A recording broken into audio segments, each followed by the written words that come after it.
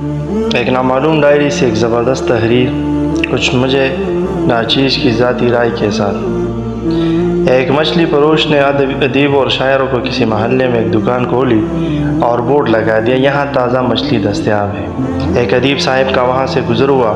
انہوں نے بورڈ پڑھنے کے بعد مچھلی فروش سے کہا،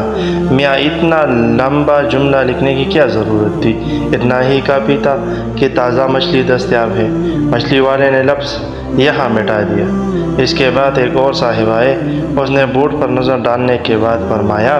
بھائی مچھلی کے ساتھ تازہ لکھنے کی کیا تک بندی ہے،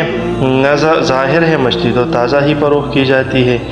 مچھلی فروش نے لفظ تازہ مٹا دیا۔ اب تحریر کچھ اس طرح نظر آ رہی تھی، مچھلی دستیاب ہے۔ پھر ایک اور صاحب آئے، انہوں نے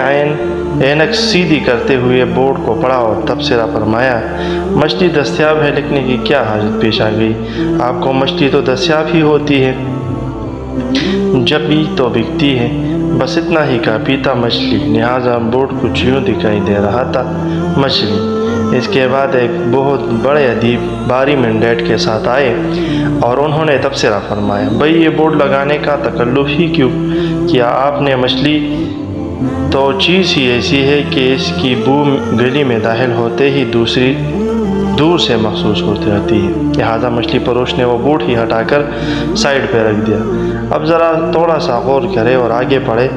ہم نے جب یہ ملک حاصل کیا تو اس کے بورڈ پر بڑا بڑا لکھا تھا، لا الہ الا اللہ محمد رسول اللہ۔ پھر کچھ مفکرین پیدا ہوئے،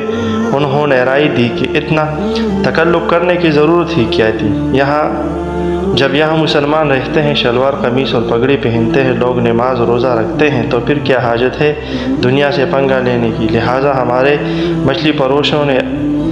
وہ کلمہ ہی غائب کر کے رکھ دیا اور ہم اسے ڈھونڈ کر تک گئے، کہیں نظر نہ ہی آ رہا، نہ اقتدار کے ایوانوں میں، نہ معیشت کے بازاروں میں، نہ علمی درسگاہوں میں، اور نہ اسکولوں میں، نہ گلی اور محلوں میں، اور شاید بہت سے گھروں میں بھی۔ پھر منزل سے بھٹک کر بھی محو سفر ہیں اور ایک چھوٹے سے مننے سے بچے کی طرح سوال کر رہے ہیں، پاپا ہم گھر کب پہنچیں گے؟ سبھی تو نہیں مگر بشمول میری ذات بہت سے شاید واقعی بھٹک گئے ہیں، کنفیوز ہے، بہت کچھ بھول گئے ہیں، اور جو تھوڑا سا بہت یاد ہے وہ بھی بھول رہے ہیں۔